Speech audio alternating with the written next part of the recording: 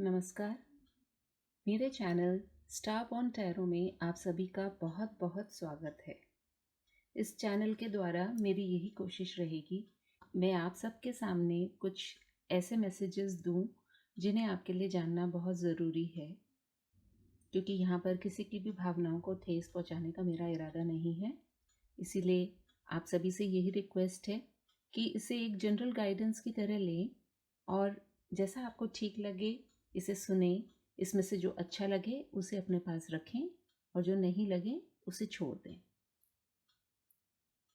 हमारी इन रीडिंग्स में बहुत कुछ ऐसा होगा जो कि जनरल भी होगा, कुछ स्पेसिफिक भी होगा। तो शुरू करते हैं हमारी रीडिंग को। जो मैसेजेस आपके लिए स्टार्स की तरफ से क्या हैं या यूनिवर्स की तरफ से क्या है, या आप स्वयं जो चीज़ें आपके लिए जानना ज़रूरी है वो क्या ऐसी बातें हैं, हम ये जानने की कोशिश करेंगे। एक जनरल गाइडेंस है, तो लीजिए शुरू करते हैं।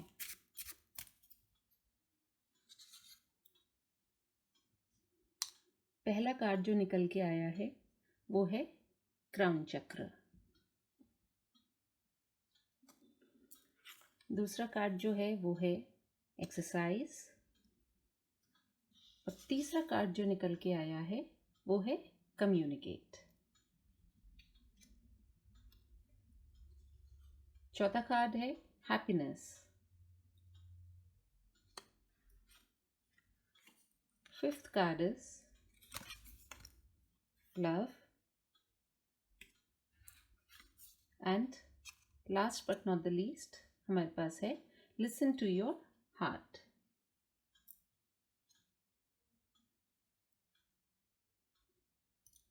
देखिए, at the very first instance मुझे ये लगता है कि क्राउन चक्र बेसिकली हमारी इंट्यूटिव पावर्स के बारे में बताता है। और मैं स्पिरिट को बहुत ही थैंकफुल हूँ कि मेरा ये पहला रीडिंग है और इसमें उन्होंने मुझे क्राउन चक्र जैसा एक बहुत ही इंटरेस्टिंग कार्ड दिखाया है, जिसका मतलब सिर्फ इतना सा है कि आपको जो भी इंफॉर्मेशन आ रही है आपके पास, उसे आप सुने, उसे आप सिंक करने दें अपने अंदर, मन के भीतर, और फिर जो मन में से आवाज़ आती है उसे वही करना है। At the very same time exercise का कार्ड हमको ये बताता है कि अभी क्योंकि जो सिचुएशंस बनी हुई है, हम लोग सभी बहुत लेथार्जिक हो गए हैं और सिर्फ खाना सोना, बस यही दो चीज़ें रह गई हैं, क्योंकि काम वगैरह तो वैसे भी लॉकडाउन की वजह से पॉसिबल नहीं हो पा रहे हैं। तो इसीलिए आपके पास ये मैसेज आया है कि एक्सरसाइज कीजिए, मेक अ प्लान जो आपकी बॉडी के लिए, आपके सोल के लिए, इवन प्लानिंग एज टू आप वर्क वाइज कैसे करना चाहेंगे आगे, इन सभी बातों पे आपको थोड़ा सा सोच विचार करने की ज़रूरत है। इसी को सपोर्ट करते हुए हमारा जो थर्ड कार्ड आया था that was communicate. So communicating is basically ideas and implementing them, यानी कि जो भी आपके मन में अभी इस समय में जो भी आइडियाज़ आ रहे हैं उन्हें आप सोचें और उनको कैसे इम्प्लीमेंट करेंगे इसके बारे में थोड़ा सा अपने दिमाग को दौड़ाइए। हैप्पीनेस का कार्ड हमको ये बताता है कि देखिए, सिचुएशंस कभी एक जैसी नहीं रहती हैं। फॉर दैट मैटर हम लोग टैरो रीडिंग्स भी करते हैं, उसके अंदर एनर्जीज भी एक जैसी नहीं रहती है। तो इसीलिए अभी आपको हैप्पीनेस पे भी फोकस करना है और साथ ही साथ अपने आप को हील भी करना है। हीलिंग का मतलब सिर्फ ये होता है कि बहुत सी ऐसी बातें, मान लीजिए आप आज से 1 महीना पहले तक भी आप सोचते होंगे कि मैं ऐसा करूँगा या ऐसा करूँगी, उसने मुझे ये कह दिया, उसने मुझे वो कह दिया। इन सब बातों को छोड़ दीजिए, आप अपनी हैप्पीनेस पे फोकस कीजिए। That is the most important thing. And then again we have love.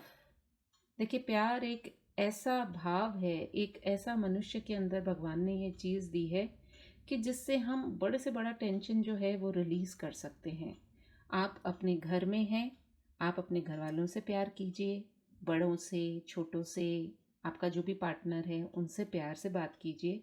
प्यार ऐसी चीज़ है कि बड़े से बड़े व्यक्ति को और छोटे से व्यक्ति को भी हमारे अधीन कर देता है। तो एक प्यार ही एक ऐसा इमोशन है जो सबको समझ में आता है, तो उस पर वर्क कीजिए।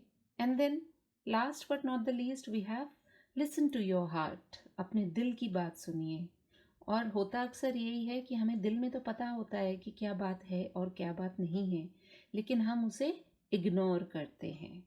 अब इग्नोर करने का मतलब ये नहीं हुआ कि मान लीजिए कुछ ऐसी बातें हैं जो कि सही नहीं है, लेकिन हमें लगता है कि भाई वो तो सही है, तो हम उनको तो करके ही छोड़ेंगे क्योंकि हमारा दिल ये कह रहा है।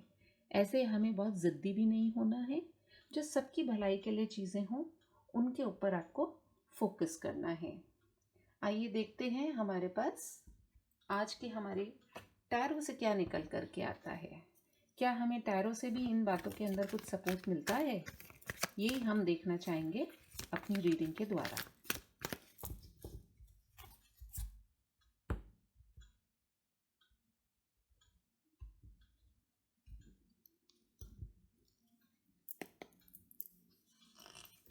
फर्स्ट कार्ड जो निकल के आया है that is 7 of pentacles. Second card जो आया है वो आया है justice. Third card is empress. Fourth card is ace of cups. Fifth card is 10 of pentacles. Sixth card is 4 of wands. And seventh card is the Hierophant. बहुत ही खूबसूरत cards निकल कर के आए हैं। जैसा कि हम देख सकते हैं 7 ऑफ पेंटिकल्स, आपने जिन भी चीज़ों पे बहुत काम किया होगा, आपने कुछ ऐसी प्लानिंग्स करी होगी जो आपको लग रही होंगी कि इस जो ये सडन लॉकडाउन्स और ये जो अभी कोरोना काल का टाइम जो चल रहा है, B it at the work front, काम के ज़रिए या फिर आपके रिलेशनशिप्स में भी हो सकता है आपने बहुत इन्वेस्ट करा हो और अब आप देख रहे हैं, अब आप सोच रहे हैं कि इसका आगे भविष्य में क्या होगा। तो उसके बारे में आप ऐसा कुछ भी नहीं सोचें, क्योंकि जो डिवाइन है वो आपके ऊपर अपनी कृपा बना करके रखे हुए है। तो जस्टिस आपको ज़रूर मिलेगी। जो भी चीज़ें हैं, जो भी आपने सोचे हैं, कुछ ऐसे डॉक्यूमेंटेशंस अगर करे हैं आपने जो कि आपको करने ज़रूरी थे, उनको आप एक बार दोबारा से पढ़िए, एक बार देखिए। अगर वर्क वाइज आप देख रहे हैं, आप अभी इस समय एक एम्प्रेस की एनर्जी में हैं। एम्प्रेस होना मतलब आप अपने आप में ही संपूर्ण हैं। कई बार हमें ये होता है, हम हमारा कॉन्फिडेंस लूज़ कर जाते हैं, जो कि बिल्कुल भी आपको लूज़ करने की ज़रूरत नहीं है। आपके चारों ओर प्यार और शांति की एक ऊर्जा है, तो आप उसका लाभ उठाइए, जो कि आपको रिजल्ट में क्या देने वाली है। It will give you all the fulfilment that you want. 10 of pentacles, एक कंप्लीट फैमिली, एक कंप्लीट जिसको कि कहते हैं फुलफिलमेंट ऑफ विशेस, जिसमें पूरा परिवार है, पैसा है, शोहरत है, नाम है, सभी कुछ है इसके अंदर। तो आप अगर ये सारी चीज़ें चाहते हैं तो आप अपने जो भी आपने प्लानिंग करी है अब तक, उसको एक बार दोबारा से देखिए। जैसा कि हमारे पास शुरू में भी आया था क्राउन चक्र, कि जो भी इंफॉर्मेशन आपके पास में है उसे आप एक बार दोबारा से देखिए, सारी चीज़ें एक बार दोबारा जानिए, समझिए, अपने दिल की बात सुनिए और कम्युनिकेट करिए, लोगों से डिस्कस कीजिए। इवन फॉर दैट मैटर अपनी फैमिली में भी डिस्कस कीजिए जो आप सोच रहे हैं, जो आप करना चाहते हैं। 4 ऑफ वैंड्स यही दिखाता है कि एक फैमिली, एक परिवार, सेलिब्रेशंस।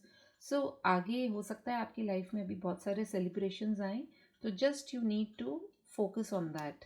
और हेरोफिंट यानी कि आपके पास आपके सारे प्रश्नों के उत्तर भी हैं। यहाँ पे जो एक कीज़ रखी हुई हैं, अगर आप इनको देखें, इन कीज़ को, तो आपको ये पता चलेगा कि you have the keys to all your questions, so you have the answers in fact. तो what you need to do is you just need to focus. अपने जो क्राउन चक्र है उस पर आप वर्क कीजिए, थोड़ा सा मेडिटेट कीजिए। जब आपको लगता है कि आप कुछ भी समझ में नहीं आ रहा है, तो उस समय कुछ भी आप रिएक्ट मत कीजिए। जैसा आपको लगता है, जो भी आपको फीलिंग आती है, बस उसको ऑब्जर्व कीजिए। Let us see what guidance do we have from the healing cards.